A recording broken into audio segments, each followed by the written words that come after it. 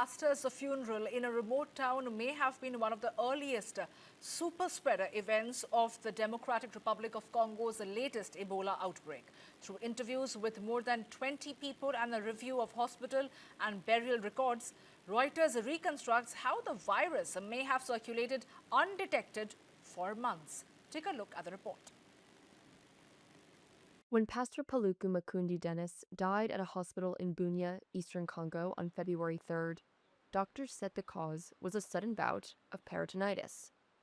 But after a packed funeral in his hometown, Mongwalu, and the death of 3 of his relatives within weeks, health officials are investigating a more troubling possibility: that he may have been one of the first victims of the country's latest Ebola outbreak. There were really a lot of people here everywhere. As they came back from the cemetery, several people died, as it is here where everything happened.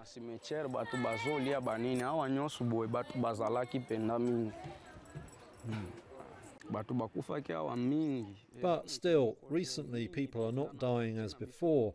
But before, all of a sudden, people were dying.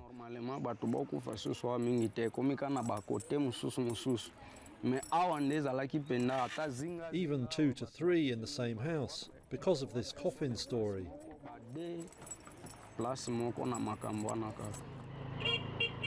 In the search for a possible patient zero, Reuters traveled to Mongwalu, where health officials believe the outbreak might have smoldered undetected for months.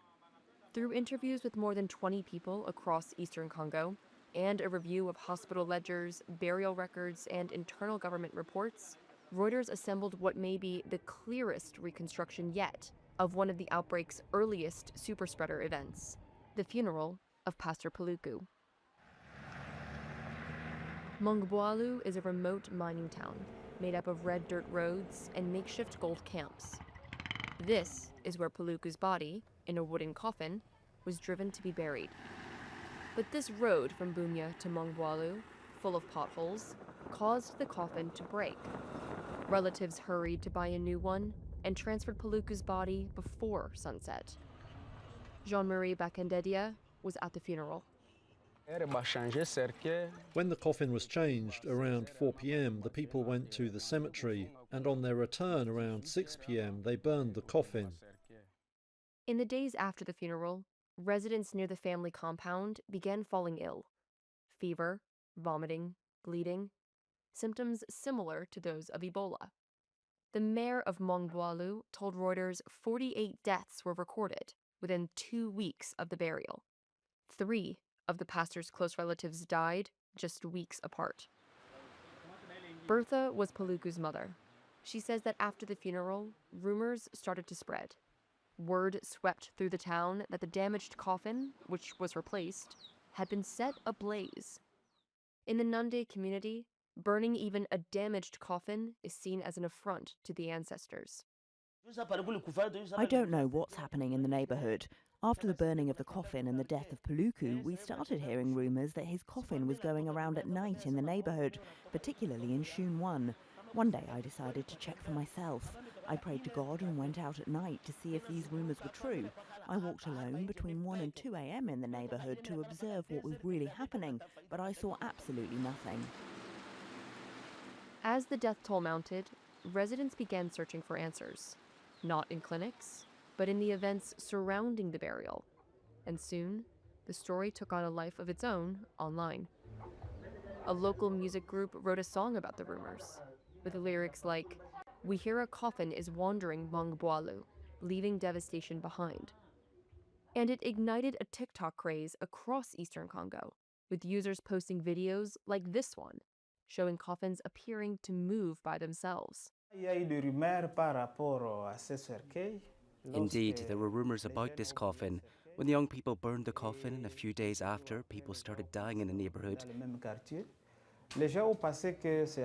People believed that it was because of this coffin that people were dying.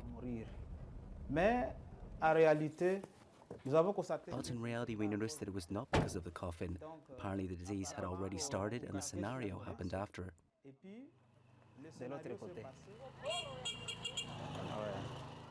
Health workers first alerted the WHO on May 5th, after a cluster of unexplained deaths swept through the town. The outbreak was confirmed on May 15th. Since then, over 600 cases have been recorded, with at least 115 deaths across eastern Congo, and many of them in Mongwalu. Nous avons fait, n'est-ce pas, notre analyse. We did our analysis taking into account the different death cases in Paluku's family, but we did not make an epidemiological link. Un lien épidémiologique. Mais est-il que c'est vrai que dans les quartiers... But it is true that in Shunwan neighborhood, there were other death cases. Mais nous avons fait, nous étions pas en pleine investigation pour connaître les causes de... And we did investigations to identify the cause of these deaths. À faire maintenant quoi? À faire, n'est-ce pas, même des prélèvements pour avoir, n'est-ce pas? Which pushed us to take samples at a higher level to find the cause of these deaths in the community. Réel, n'est-ce pas, des CDC dans la communauté. Investigators believe the virus may have circulated undetected for 4 to 6 months. The inquiry into who first carried Ebola into Mongwalu is ongoing, and investigators warn that fear and distrust of authorities are hampering tracing efforts in a town still trying to make sense of what happened.